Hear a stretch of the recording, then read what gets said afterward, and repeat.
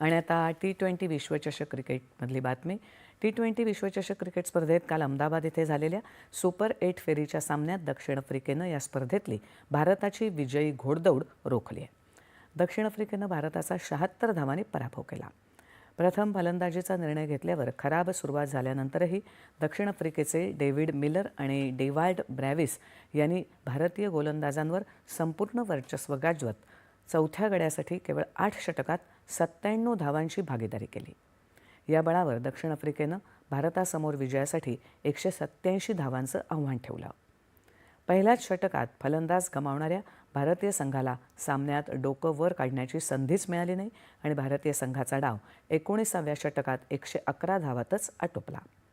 शिवम दुबे वगळता एकाही फलंदाजाला विशेष चमक दाखवता आली नाही. सुपर 8 फेरीत आता भारतासमोर वेस्ट इंडिज आणि झिम्बाब्वे यांचं कडवं आव्हान असेल. आज मुंबईत वानखेडे मैदानावर वेस्ट इंडिज आणि झिम्बाब्वे यांच्यात सुपर 8 फेरीची दुसरी लढत होणार आहे. आणि आता हवामान.